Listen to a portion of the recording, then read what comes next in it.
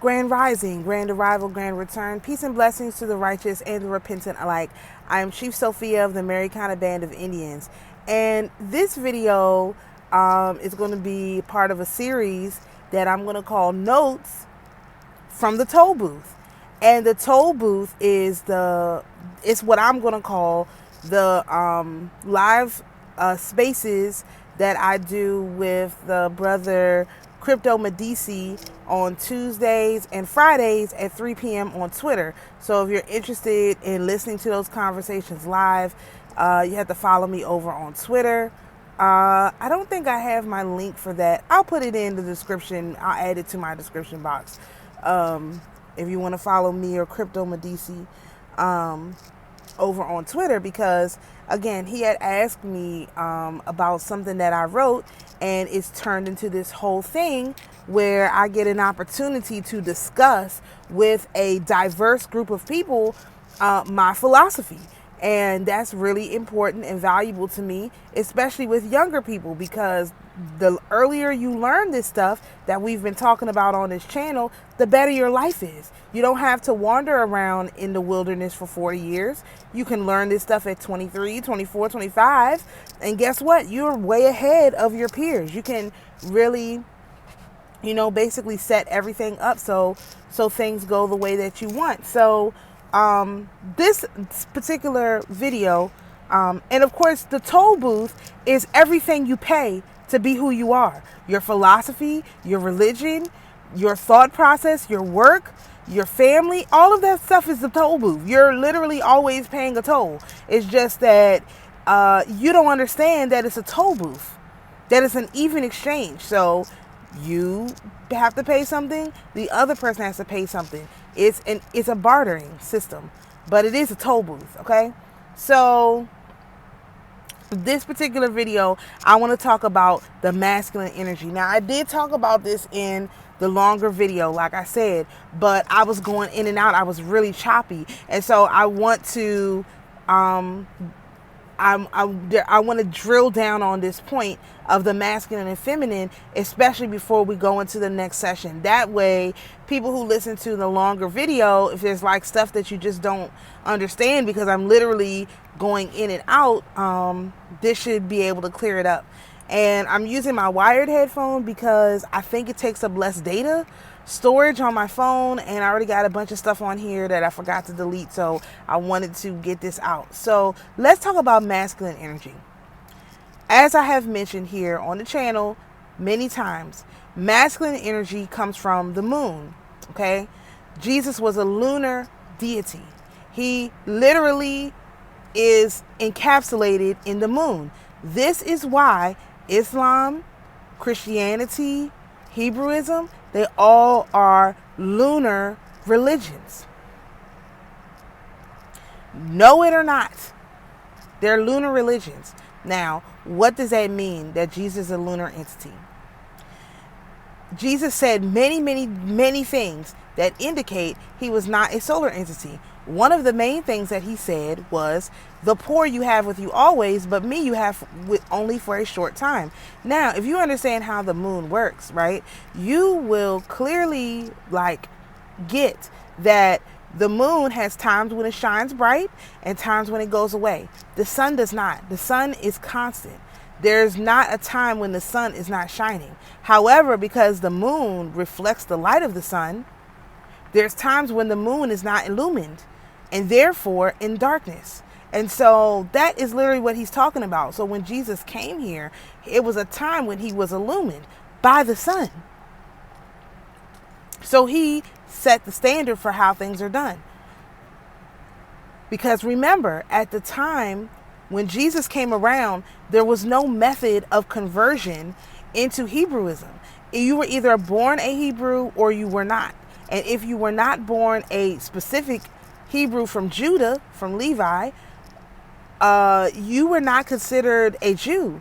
So I told the story about the Samaritan woman, which I've told before, but I just put it here in this piece. The Samaritan woman was probably from the 12 tribes. And we know this because she knew the prophecy of Jesus, of the Christ coming. The only way she would know the prophecy is if she was in the 12 tribes, because that would have been told with the rest of the books. Those would have been the stories that were told. And so there's no way you have a, Jesus waiting for, someone at the well and not knowing that he was waiting for someone who would be able to understand what he was saying, because it was very vague what he said. If you drink of the living water that I have, you'll never thirst. That's really vague, okay? So you have to know that there's a prophecy that has that language in there. And so that's just another indication that that's not the sun is very direct, right? The sun is orderly. The sun doesn't complain about shining, right? Jesus always complained. Jesus was very emotional, okay? What did he complain about? How long must I suffer with this wicked, restless, stupid generation? How many times did he say that? I talk about that all the time. He literally said it all the freaking time. How long must I suffer with this generation?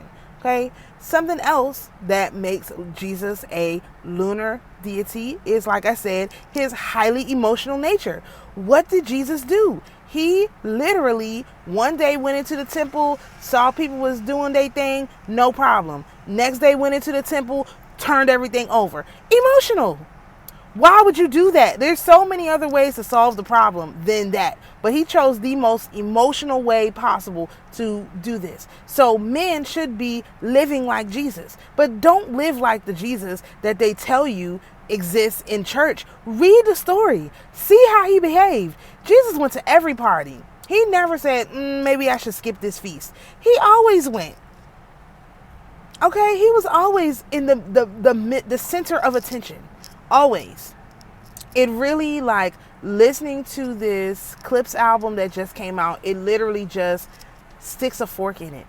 That is, I'm going to probably make another video about this, but that is a very obscene video, okay? The whole video is, the album is an obscene album, and it's obscene because it is way over the top culturally. Like, how can you compare with that? If you're not from the culture, you cannot possibly compare, compete, understand what's going on. Like, it's a culturally obscene album. And they even say this is culturally inappropriate. That's not inappropriate, it's obscene. It is obscene. And inappropriate and obscene are the same, but understand, it's a very emotional album. Like, you listen to it and you're like, I was just thinking, man, I don't even drive a nice enough car to play this album in. Like, I need a nicer car to play this album on the speakers in the car. Like, that's how bad I feel, about this. This is nuts. But it's very emotional. It's very, flagrant. Like, Jesus was very, very flashy. Even though he was, like, humble. You can be humble and flashy. I think Pusha T is a good example of that. Or his brother, for sure, Malice. I never listened to more music I've never listened to. I never listened to no Pusha T. I never listened to no Clipse. I had no idea. I'm not really into that kind of hip hop. At least I wasn't. But now that I see how it's supposed to be done, I can see why people like it. I just couldn't understand it when I was younger. But I totally get it now. So, very quiet. Does the quietness make him any less impactful? No.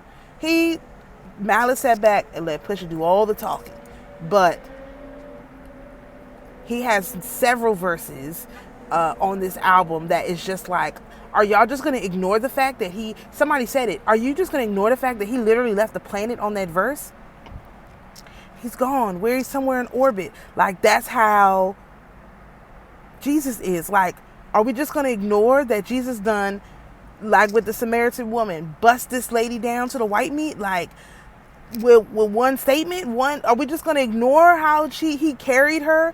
Like, literally, like with one sentence. Like, yeah, you sure about right you ain't got no husband, because you got 5 husbands. Oh my goodness. Imagine how, like, truthful but disrespectful that was at the same time. That's how real men communicate. It's truthful and it's slightly disrespectful at the same time. As a matter of fact, most of the time when Jesus talked to people, It was truthful, but it was slightly disrespectful. Like, for example, when it was another woman that came to him and was like, can you please help my daughter? My daughter needs help. And Jesus was like, I came here for the lost tribes of Israel. I don't really, I'm not going to be dealing with the dogs. He called her a dog. He called her a dog to her face. And she said, what? Well, even the dogs eat the crumbs off the master's table. Okay. All right. He said, all right, you caught me. You caught me on that one. That was a good one.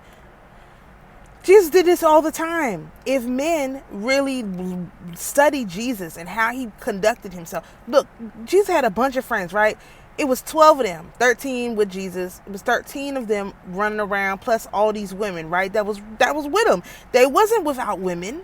There was always women around, like Mary Magdalene. I can't remember her name. But there was always women around, okay? There was always, and his mama was there. There was always women around, okay? There was no opportunity where there wasn't a woman around, okay? Just know that. So when he was around with his friends, right, with his folks, did he like cut them all off? Did he he complained about them all the time? They would say, what did you mean when you said that? What does that mean when you say that? He would always ask them, and they never understood anything he was talking about. So a lot of people have said, especially in the Hebrew side, oh, you got to get rid of all your old friends and you got to make us the only friends you have. No, Jesus didn't do that. I heard all of his disciples was his people. Except for Judas. He was the only one who was a foreigner to his crew. Everybody else he knew from growing up. That's what I heard. And that makes sense to me. Because he was always with 3. It was when he had to go on missions, right? Y'all men like in missions. When he had to go on a mission, he would just take 3 of them. It would be the 4 of them and they would go handle the business, whatever the business had to be. This is how men operate. So women complaining about men having friends and doing all this stuff, you're totally out of alignment with what it means to be a man. Jesus gave us the perfect example of what a man is supposed to do. Was he now allegedly, right? He was married to Martha and or Mary Magdalene, whatever, right? He was clearly it wasn't like there was no woman around, but was he worrying about women's business? No. Matter of fact, there's a story where Martha is complaining that her sister is listening to Jesus talk instead of what? Helping her cook, clean, prepare, all the stuff that needed to be done. And Jesus said to her, again, there'll always be food to eat, but I'm not going to be here. So leave her alone. Let her do her thing. Again, men don't get into women's business. He didn't get into her. He didn't say, oh, let me get up and help you. He said, no, leave her alone. Let her do her thing. Okay? You worry about what you're worrying about. Let her worry about what she's worrying about. That's how he handled the situation. And that is a very masculine way of handling the situation. Now, if you understand, and again, read the stories, read them for yourself, pull the New Testament, read it in Greek, read it for yourself, and you will come to your own conclusions, okay? So, if Jesus is a lunar entity, the question that was asked to me is, how do you connect with that energy? And then, how do you connect with the solar energy? So I'm going to talk about how men, specifically men, can connect with the lunar energy, okay? The first thing you want to do is understand you are ruled by the moon. So you need to be watching what the moon does. The great thing about the moon is that it has a pretty standard schedule. Every 28 days and some change, it circles around the earth, okay? So if you and because men don't have cycles, men see cycles, it is imperative that they follow the moon. The moon gives you the experience of having a cycle without bleeding. Okay, that's literally what it is. That's the bloodless worship that they're talking about in the Bible is following the lunar cycle. So what, again, all the Abrahamic religions are lunar religions. Anything that comes from Abraham is a lunar religion, okay? Now, how would you do this? The first thing, again, first step is acceptance. Accept that you are ruled by the moon, okay? Then what you want to do, get you a lunar calendar app, right? And just follow the moon cycles and note, like if it was me, I would write it down. You know, there's 28, write 1 through 28 on a piece of paper and kind of like something that unusual that happened that day. Something that stood out, something that you came to mind that you just was really focused on, right? That's what you want to do. Write that down. Do that every day for 28 days. On the second 28 days, go and now you want to observe first because you're not commanding the energy. All you're trying to do is get into sync with the energy, okay? And the energy will do what it's due if you get in sync with it. But if you're not in sync with it, then it's always going to seem like you're like trying to figure out how to catch up, and you'll never catch up because you don't understand the cycle. All right. So after the first 28 days, the second 28 days, you can look through the Arabic mansions and the Arabic lunar mansions or the Chinese lunar mansions. I suggest the Arabic lunar mansions because they have a little bit more detail and they're more precise as far as the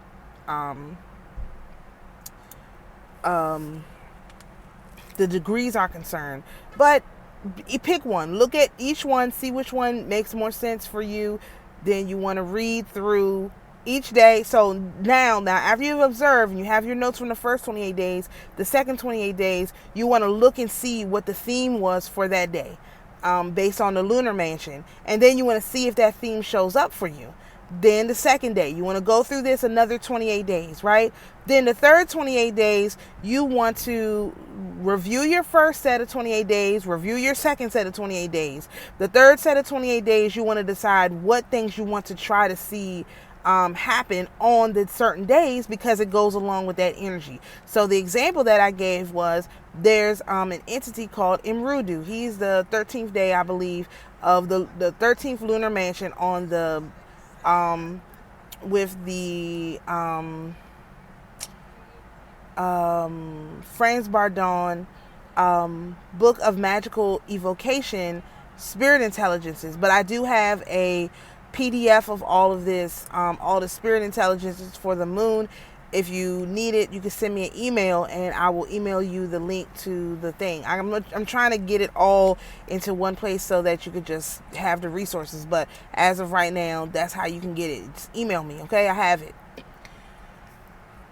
On the third set, then you could look at those or you can go back and look at the other ones. But you want to see how you can take advantage of basically the energy that is coming in on that specific day. And so like in Rudu, okay, so his sigil is basically the Holy Spirit descending. It's a dove descending to the earth. And so essentially that is a good luck charm. And so if you make this sigil on this day, you will have good luck. But guess what? That's also just a generally lucky day for you. So if you have to do something risky as a man, that would be the day to do it because that's a lucky day, especially if you draw that sigil with the rules that it says to draw it, carry it with you. You can make it for friends. Men are good at making stuff. That's something that you can do. That's not really that difficult. None of the sigils are that hard. I've drawn them all because I wanted the energy. So I've worked with them. You know, they're not hard to work with, but you just have to understand you are literally being controlled by these energies, and it's not here to hurt you. It's here to help you. But if you're working against what they're trying to do because it's something that you asked for, now remember, they're only helping you with stuff that you asked for. The problem is you don't know who's supposed to be coming to help you. You're waiting for some God out there in the solar system to come and help you when in fact it's literally right here waiting to help you, and you're trying to figure out why certain things are happening in certain times. Is literally because you actually are ignoring the energy that's coming to help you. It's quite, I don't know what to make of it. Okay, so that's one whole part. All right, how men can connect with lunar energy. Now, how can men connect with solar energy? Solar energy is far more restrictive, I would say. Remember, Saturn used to be known as the sun. And so it used to be the sun for this solar system. Now we have another sun that is the sun for this solar system. Therefore, it's going to be something that you do on a regular, consistent basis. I suggest meditation. You want to take your meditation seriously. But meditation is not just sitting in silence with your eyes closed, focusing on nothing. Meditation could be your creative passion, taking that seriously. I suggest mantras, especially the Hindu mantras. I would start with Hanuman's mantra specifically because Hanuman is a friend of the humans. And so that's where I would in particular start if I was trying to figure out how to take the mantra seriously, because these mantras, they all unlock certain things for you. And so if you say them or listen to them each one 10,000 times, it unlocks another level for you. This is like how the Hindu pantheon works. This is why they say those mantras so many times, because it actually infuses that energy into you. Now, you want to know what they mean. Of course, always they have almost everything translated into English. Sometimes, every once in a while, I run across ones that aren't, but usually I'm looking at some highly unusual deity that no one has ever heard of, right? So the point of the matter is, right, you want to find a mantra that is something that you want to accomplish, and you want to listen to it or say it every day. Now, in the Hindu in Orthodox Christianity, right, we have the Jesus prayer. Lord, save me, a sinner, something like that, right? Or you have other like mantras that you could write or whatever. The point of the matter is, they have the rosary, right? This is similar. The point of the matter is you want to find something that resonates with you, or meditation, and do it regularly every single day. If you start this practice of doing these mantras at the same time that you start following the lunar mansions, then you will see this really accelerate in your life really quickly. So that's what I suggest. This is for men. Women have a different thing. I'm going to do a separate video on women, but I wanted to put this information all together. So this literally is notes from the toll booth, how men can connect with lunar energy, their own lunar energy, and also with solar energy. So shalom, peace and blessings, and we'll see you in the next video.